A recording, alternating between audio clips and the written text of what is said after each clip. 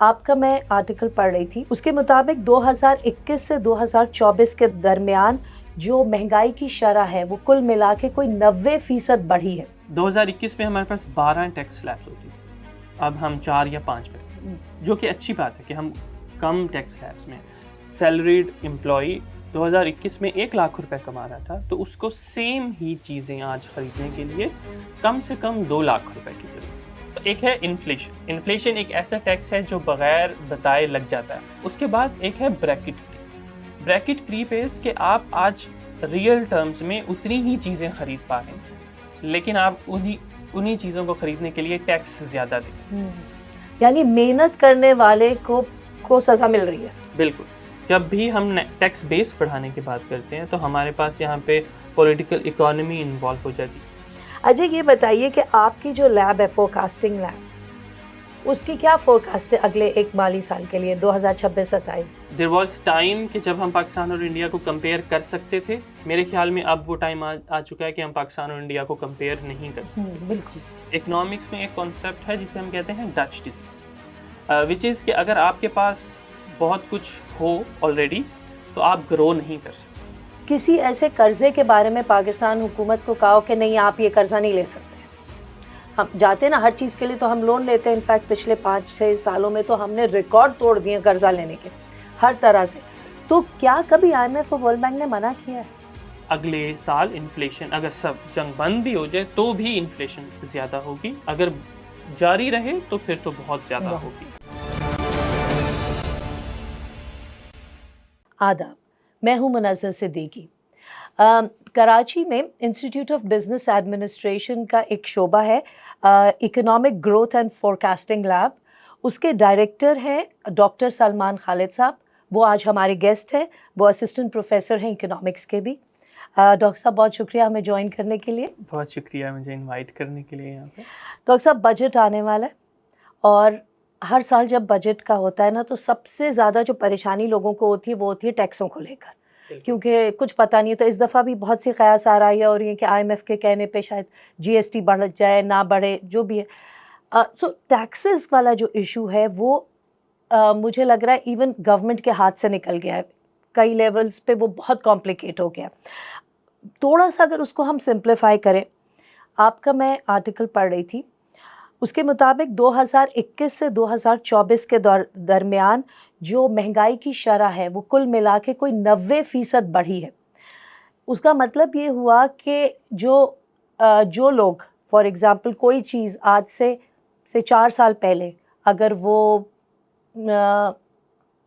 1,000 روپے کی تھی تو وہ آج تقریباً 1,500-2,000 روپے کی ہو گئی ہے، اور اگر ان کی تنخواہ نہیں بڑھی اور ٹیکس بھی نہیں بڑھا تو بھی انڈائریکٹلی وہ پرانا ٹیکس بھی ان کے اوپر بھاری ہے، کیونکہ مہنگائی کی شرح بڑھ گئی ہے، پرچیزنگ پاور جو ہے وہ کمزور ہو گئی ہے۔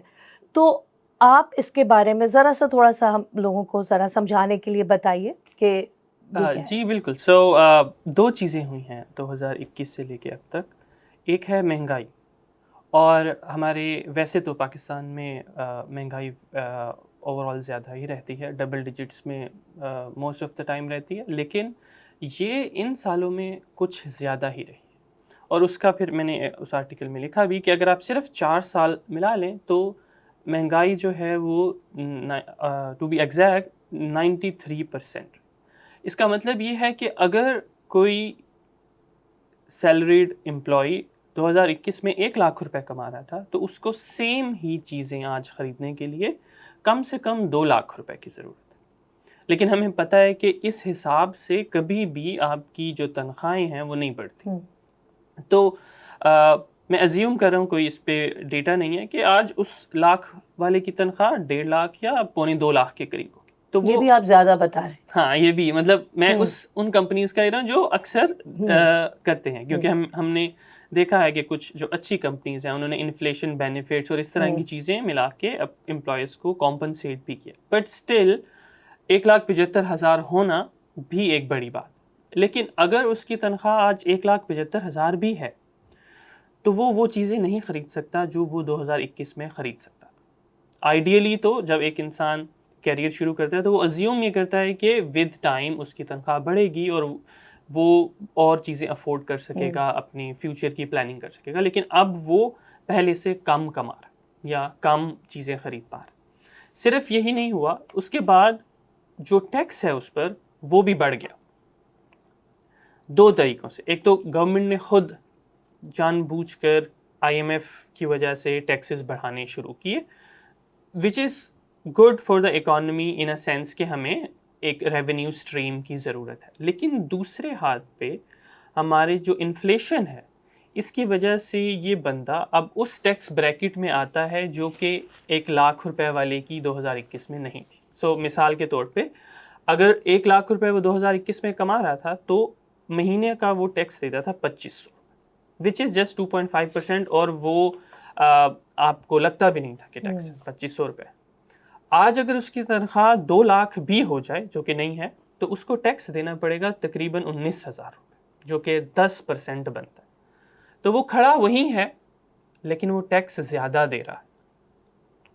اور جیسے جیسے آپ اوپر والی بریکٹس میں جاتے ہیں, جس کی تنخواہ اس ٹائم لیٹس سے 2 لاکھ تھی, تو یہ جو ٹیکس کی وجہ سے اس کو اب دینا پڑ رہا ہے وہ اور بھی زیادہ ہے, جس کی وجہ سے ہمارے انسینٹیوز ایشوز ہوتے ہیں, ہماری پروڈکٹیوٹی کے مسائل ہوتے ہیں, اور بھی.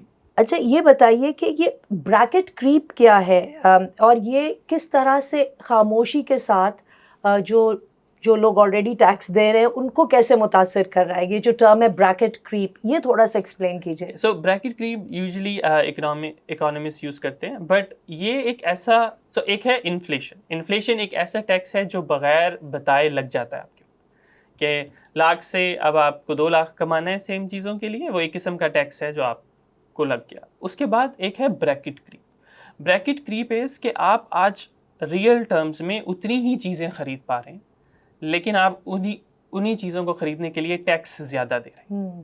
جیسے میں نے ایک پہلے اگزامپل دی کہ پہلے آپ 2.5% دے رہے تھے, اب آپ 20% دے رہے ہیں, حالانکہ ریئل ٹرمز میں آپ کی تنخواہ نہیں بڑھی.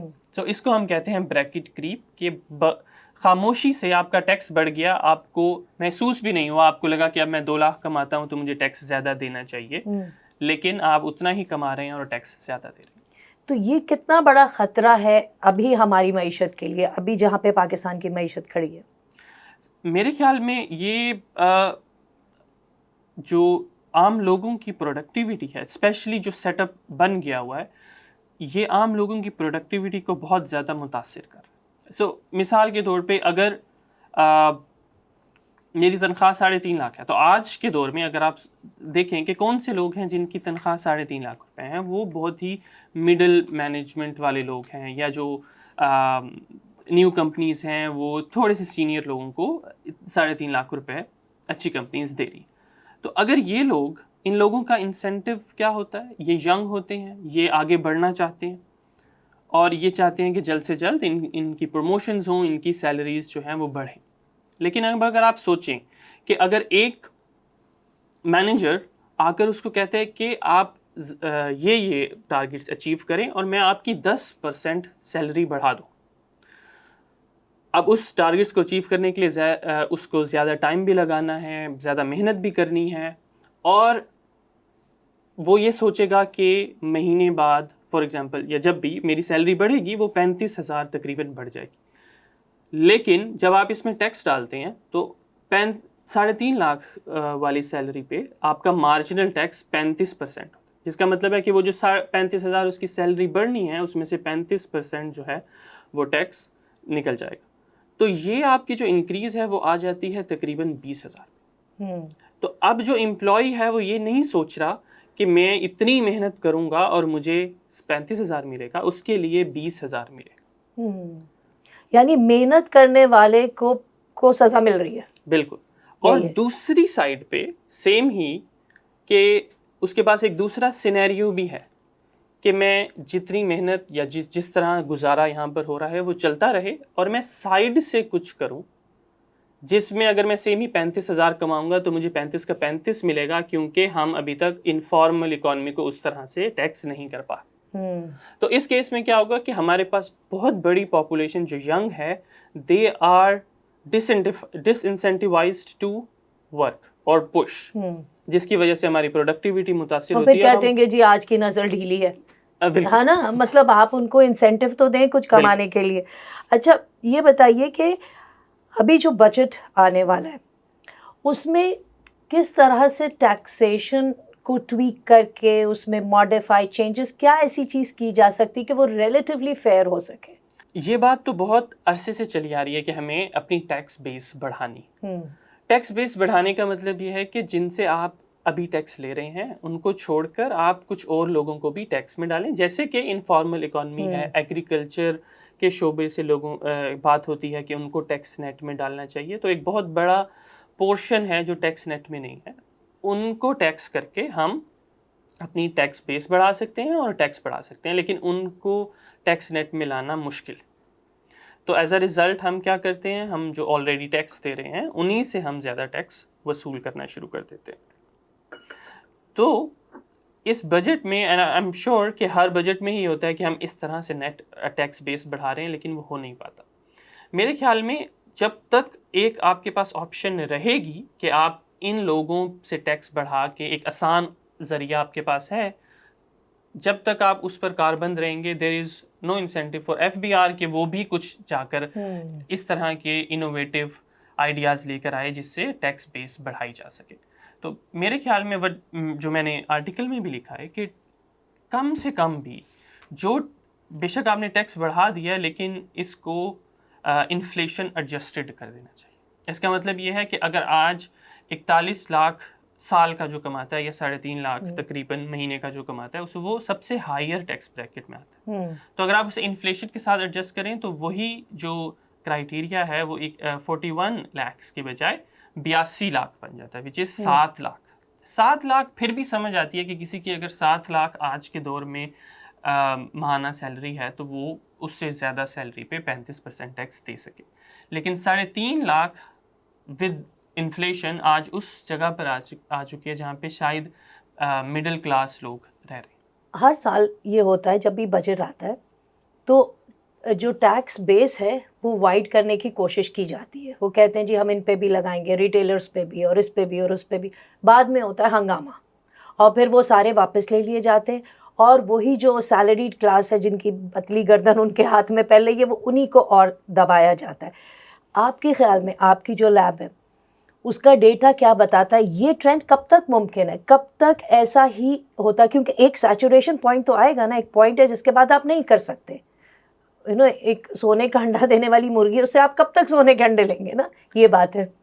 میرے خیال میں تو وہ سیچوریشن پوائنٹ آلریڈی آ چکا ہے, کیونکہ جس طرح میں بتا رہا تھا کہ اگر آج ایک مڈل کلاس جو کہ اپنی گھر کی ضروریات پوری کرنے میں لگا ہوا ہے اور نہیں ہو رہی, مشکل سے پوری ہو رہی ہیں کراچی جیسے شہر میں, وہ 35% ٹیکس دے رہا ہے جو کہ سب سے بڑی ٹیکس بریکٹ. تو اس کے بعد آپ کی پروڈکٹیوٹی کم ہوتی ہے, اور اس کے بعد آپ لوگوں کو یہ بھی کہتے ہو کہ آپ مختلف ذرائع ڈھونڈیں جس کے ذریعے آپ کو ٹیکس نہ دینا پڑے, یا اس شعبوں میں جائیں جہاں پر, یا وہ بزنسز اوپن کریں جہاں پر آپ کو ٹیکس نہ دینا پڑے, یا پھر ان امپلائڈ رہیں. مثال کے طور پہ میری کل ہی میرے ایک دوست سے بات ہو رہی تھی, تو وہ اس نے یونیسیف کچھ عرصے پہلے چھوڑا ہے, تو اب وہ جو جابس دیکھ رہا ہے جب اسے سیلری ملتی ہے اور اسے ٹیکس سمجھ آتا ہے تو وہ نہ کر دیتا ہے. وہ کہتا ہے مجھے سمجھ نہیں آتا کہ میں کیسے اگر 4 لاکھ 5 لاکھ کی تنخواہ لیتا ہوں تو 1 سوا لاکھ روپے ہر مہینے گورنمنٹ کو دے دوں تو باقی میں کیا ہوگا. اب وہ ظاہری بات ہے کہ اس طرح کے لوگ کچھ نہ کچھ کریں گے, لیکن وہ موسٹلی انفارمل ہوگا.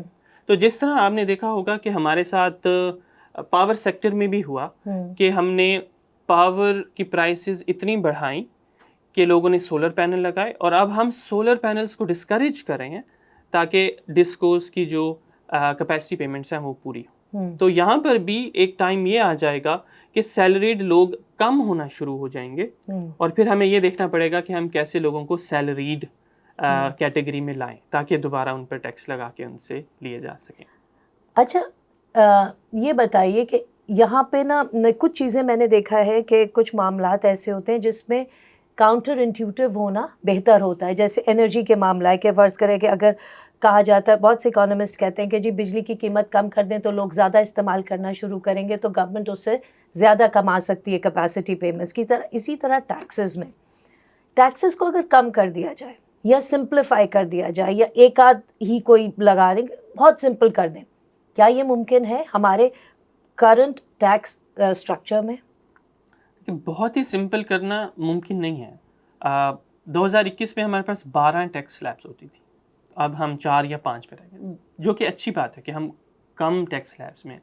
لیکن بات وہی ہے کہ وہ ٹیکس سلیبس بہت ہی کم, وہ لوگ جو بہت کم کما رہے ہیں ان پر اپلائی ہو رہے ہیں. سو آپ دیکھیں نا, ایک 3.5 لاکھ والے پہ بھی 35% ٹیکس ہے, اور ایک جو مہینے کا 20 لاکھ 30 لاکھ کما رہا ہے اس پہ بھی 35% ٹیکس. تو میرے خیال میں انہی سلیبس کو اگر وائڈن کیا جائے اور صحیح جو سیگمنٹ ہے سوسائٹی کا اس کو اس ٹیکس بریکٹ میں لایا جائے تو ہی ہم آگے بڑھ سکتے ہیں. اچھا, جو اسمال اینڈ میڈیم بزنسز ہیں ان کے اوپر بھی جو ٹیکسز ہیں وہ ایسے ہیں کہ جو آپ کو بزنس کرنے میں انکریج نہیں کرتے, کیونکہ ملٹیپل لیئرز ہیں ٹیکسز کی, فیڈرل بھی ہے, پروونشل بھی ہے, اس کے بھی ہیں, ویلیو ایڈڈ بھی ہے, اور اینڈ پروڈکٹ پہ بھی ہے, جس کا اثر اگین کنزیومرز پہ بھی پڑ رہا ہے, بزنسز پہ بھی پڑ رہا ہے. اس کو کیا کیا جائے؟ یہاں پہ میں آپ کی بات بالکل صحیح ہے کہ ہمارے پاس بہت سارے انڈائریکٹ ٹیکسز ہیں اور وہ کمپلیکیٹڈ بھی ہیں. سمجھنا ایک بزنس اونر کو مشکل ہے, اور اس پر بہت کوشش بھی ہوتی رہتی ہے اور بہت ڈسکشن بھی ہوتی ہے کہ اس کو سمپلیفائی کیا جائے. وہ تو میرے خیال میں اب کب ہوگا کیسے ہوگا پتہ نہیں. لیکن ایک اور ڈائمنشن بھی ہے اس کی کہ بہت ہی فنڈامنٹل کوسچن یہ ہے کہ ایک اسمال یا میڈیم بزنس اونر جو ہے وہ ٹیکس کیوں نہیں دینا چاہتا. میرے خیال میں اس کی وجہ ہے کیونکہ اس کا کمپیٹیٹر ٹیکس نہیں دے رہا. کمپیٹیٹر سے اینڈ بائی کمپیٹیٹر آئی مین کہ اگر آپ شاپ اونرز پر ٹیکس لگا رہے ہیں فار ایگزامپل, اور آپ سب شاپ اونرز پر ٹیکس نہیں لگا پا رہے, صرف سلیکٹڈ پہ لگا پا رہے ہیں, تو جن پر لگ رہا ہے وہ آٹومیٹیکلی بزنس سے آؤٹ ہوتے جائیں گے. اور پھر وہ کہیں گے ہم کیوں دیں, کیونکہ وہ کمپیٹیٹیو نہیں. اگر انہوں نے بزنس میں رہنا ہے تو انہیں ایسے ہی طریقے سوچنے پڑیں گے جس سے جس طرح باقی ٹیکس نہیں دے رہے میں بھی ٹیکس نہ دوں. اگر اس طرح سے اگر تو یہ امپلیمنٹیشن یونیفارم ہو سکتی ہے تو پھر وہ پروفٹس میں بھی سب کے ہی آئے گی, اور پرائسز جو کنزیومرز کو پڑتی ہیں اس میں بھی سب پر ہی لگے گی. تو یہ یونیفارم امپلیمنٹیشن جو ہے اس مسئلے کو روک سکتی ہے کہ کچھ لوگوں پر ٹیکس لگے اور کچھ پر نہ لگے. اور یہی مسئلہ ہوتا ہے کہ جب بھی ہم ٹیکس بیس بڑھانے کی بات کرتے ہیں تو ہمارے پاس یہاں پہ پولیٹیکل اکانومی انوالو ہو جاتی ہے کہ کچھ گروپس کے پاس اگر زیادہ پاور ہے, وہ پاور کے زیادہ قریب ہیں یا ان کو انفلوئنس کر سکتے ہیں یا بلیک میل کر سکتے ہیں, اپنی ڈپلومیسی کے ذریعے اپنے لیے ٹیکس چھوٹس لے سکتے ہیں. تو جو نہیں لے سکتے وہ خود بخود آؤٹ ہو جائیں گے, کیونکہ جو سستا بیچے گا پاکستان میں اسی کے پاس چیز رہے گی, اور سستا وہی بیچ سکتا ہے جو ٹیکس نہیں دیتا. اچھا, اگر آپ ریجن میں دیکھیں Pakistan, where does Pakistan stand? So in the last few years Pakistan بہت ہی نیچے رہا ہے. ہم نے پچھلے کچھ سالوں میں دیکھا کہ انڈیا بہت تیزی سے آگے نکل گیا. دیر واز ٹائم کہ جب ہم پاکستان اور انڈیا کو کمپیئر کر سکتے تھے. میرے خیال میں اب وہ ٹائم آ چکا ہے کہ ہم پاکستان اور انڈیا کو کمپیئر نہیں کر سکتے. بالکل. اور اس کے بہت سارے obviously انٹرنیشنل ایسپیکٹس بھی ہیں, بٹ بہت کچھ ہماری اپنی پالیسی میکنگ اور اپنی پالیسی میں کنسسٹنسی نہ ہونے کی وجہ سے بھی. فسکل ڈسپلن کا بڑا لفظ استعمال ہوتا ہے, کیا وہ بھی ایک فیکٹر ہے کہ آج ہم کمپیئر نہیں کر سکتے ریجن میں کسی سے, ہم سب سے پیچھے ہیں؟ بالکل, فسکل ڈسپلن ہم بہت یوز کرتے ہیں, لیکن اگر آپ فسکل ڈسپلن کو سمجھیں تو بہت ہی سمپل سی ٹرم ہے کہ گھر میں جو آپ کا بجٹ ہے اگر آپ اس سے زیادہ خرچ کر رہے ہیں تو آپ کہیں نہ کہیں سے قرض لے کے کر رہے ہیں.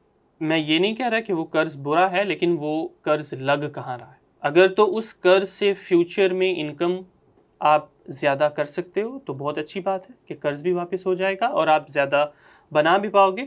لیکن اگر وہ قرض صرف کنزمپشن میں لگ رہا ہے تو آپ بیسیکلی اپنی فیوچر سے انکم اٹھا کر آج ہی یوز کریں. اور وہی ہوتا چلا جا رہا ہے کہ جیسے جیسے ہم وقت کے ساتھ آگے بڑھ رہے ہیں ہم نے اگلے بہت سارے سالوں کی جو انکم تھی وہ آلریڈی کنزیوم کر لی. تو فسکل ڈسپلن بیسیکلی یہی کہتے ہیں, اور جس پہ آئی ایم ایف بھی بہت اصرار کرتا ہے کہ آپ کا فسکل ڈسپلن ہونا چاہیے کہ آپ جو بھی خرچ کر رہے ہو وہ آپ کے پاس اسی سال میں یا اس کچھ آپ کو اسپیس ملتی ہے کہ آپ قرض لے سکو, لیکن اتنا زیادہ نہ ہو کہ آپ کبھی اسے پورا ہی نہ کر پاؤ. اچھا, ویسے میری نظر سے تو کبھی ایسا نہیں گزرا, ہو سکتا ہے آپ کا ذرا ایریا آف ایکسپرٹیز ہے. کیا کبھی ایسا ہوا ہے کہ آئی ایم ایف نے یا ورلڈ بینک نے کسی ایسے قرضے کے بارے میں پاکستان حکومت کو کہا کہ نہیں آپ یہ قرضہ نہیں لے سکتے؟ ہم جاتے نا ہر چیز کے لیے تو ہم لون لیتے ہیں, انفیکٹ پچھلے 5-6 سالوں میں تو ہم نے ریکارڈ توڑ دیے قرضہ لینے کے ہر طرح سے. تو کیا کبھی آئی ایم ایف اور ورلڈ بینک نے منع کیا ہے؟ ٹھیک ہے, سو آئی ایم ایف کی دو سائڈس, ایک تو ٹیکنیکل ہے جس کے لیے وہ بنا ہے کہ کوئی ملک ڈیفالٹ نہ ہو اور اس کو قرضہ بنا دیا جائے, اور دوسری سائڈ آبویسلی پولیٹیکل اکانومی اور ڈپلومیسی کی بھی ہوتی ہے. پاکستان کے پاس جیوگرافیکلی جگہ ایسی ہے کہ ہم کسی نہ کسی طرح سے مانگ لاتے ہیں قرضہ, اور ایز اے ریزلٹ میکسیمم ہمارے ساتھ یہ ہوتا ہے کہ ہمیں جو انٹرسٹ ملتا ہے وہ بڑھتا چلا جاتا ہے, لیکن قرضہ ہمیں مل جاتا ہے کیونکہ ہماری جگہ ایسی ہے کہ ہم لوگوں کے لیے یا اور کنٹریز کے لیے امپورٹنٹ ہے. سو اسی وجہ سے جس طرح سے اکنامکس میں ایک کانسیپٹ ہے جسے ہم کہتے ہیں ڈچ ڈیزیز, وچ از کہ اگر آپ کے پاس بہت کچھ ہو آلریڈی تو آپ گرو نہیں کر سکتے. جیسے کہ سعودی عرب اور ان آئل میکنگ کنٹریز کی ایگزامپل دی جاتی ہے, کیونکہ ان کے پاس آئل ہے, ان کو کچھ اور کرنے کی ضرورت نہیں ہے, تو یہ خود کچھ پروڈیوس نہیں کر رہے. پاکستان میں بھی میرے خیال میں ہمارے ساتھ بھی ایک ڈچ ڈیزیز قسم کی پرابلم ہے کہ ہماری جگہ ایسی ہے کہ ہمارے ساتھ چائنا, افغانستان اور انڈیا ہیں, اور اب ایران بھی, کہ ہم اسی طرح سے ہمیں پتہ ہے کہ ہم ہر وقت میں کچھ نہ کچھ قرضہ لے پائیں گے, بے شک انٹرسٹ ریٹ کم ہو یا زیادہ ہو. تو اس لیے ہمیں لگتا ہے کہ ٹھیک ہے ہم قرضے لیتے رہیں, آئی ایم ایف کی وہ بات سنیں جو ہم سننا چاہتے ہیں.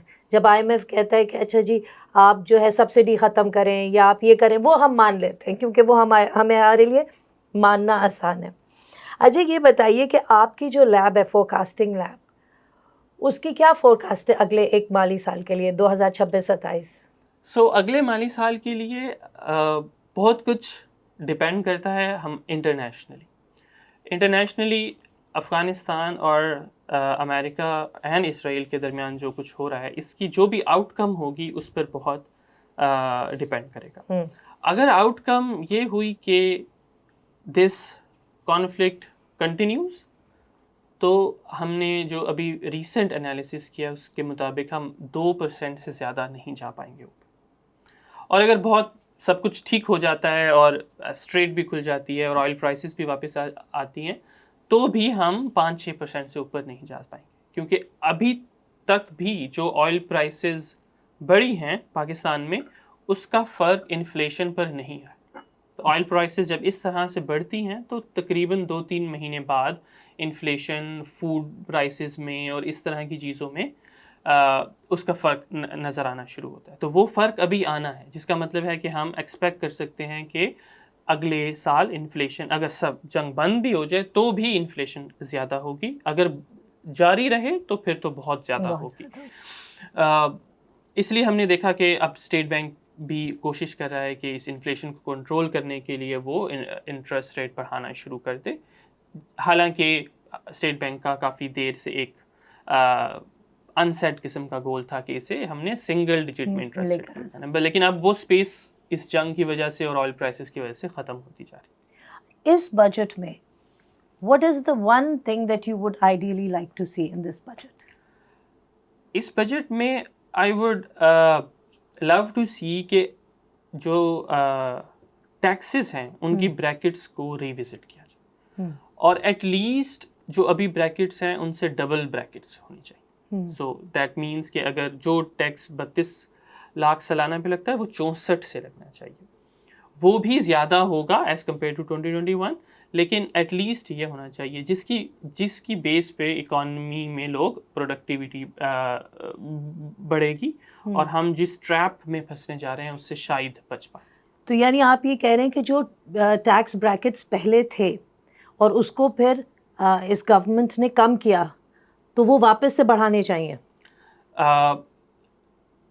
दो चीज़ें इसमें. एक तो टैक्स ब्रैकेट्स को कम किया, मैं उसमें नहीं इंटरफेयर करना चाह रहा क्योंकि हमने अपना फिस्कल डिसिप्लिन भी करना है.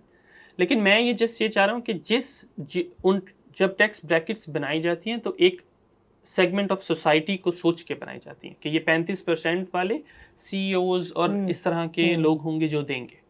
वो आज नहीं होल्ड करती.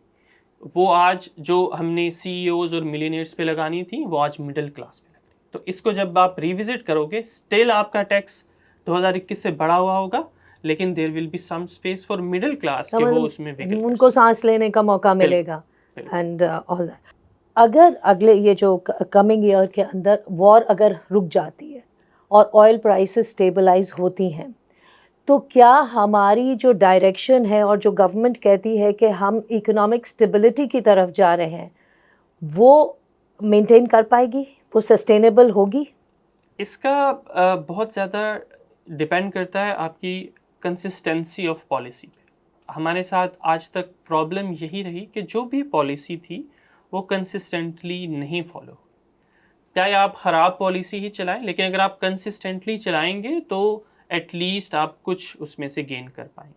लेकिन जब हम पॉलिसी ब्रेक्स बीच में सोचते हैं तो उसकी वजह से ना हम वो अचीव कर पाते हैं जो हमने पहली पॉलिसी बनाने के वक्त सोचा था, और ना वो अचीव कर पाते हैं जो हम नई पॉलिसी के टाइम सोच रहे हैं. क्योंकि कोई भी न्यू पॉलिसी शुरू में आपको हर्ट करती है और उसके रिजल्ट्स बाद में आते हैं, लेकिन जब तक वो रिजल्ट आने होते हैं उस पॉलिसी में ब्रेक आ जाता है. तो मेरे ख्याल में हम पिछले इग्नोरिंग दिस कॉन्फ्लिक्ट हम पिछले कुछ सालों में 2-3 सालों में एक बेहतरी की तरफ जा रहे थे, जो हमने इन्फ्लेशन के सूरत में भी देखा. हमने देखा कि इंटरेस्ट रेट्स कम करने के बावजूद चीज़ें कंट्रोल में थी. वो ही हो सकती हैं अगर पॉलिसी कंटिन्यू रहे तो. ग्रेट. डॉक्टर साहब, thank you so much. It was very informative. Budget आता है तो देखते हैं कि आपकी एडवाइस किस हद तक ली जाती है. I hope they listen to this and do something meaningful for the middle class, क्योंकि वही सबसे ज़्यादा स्क्वीज आउट हो रही है. Thank you. बहुत शुक्रिया. इजाज़त दीजिए. For more updates, subscribe now and press bell icon.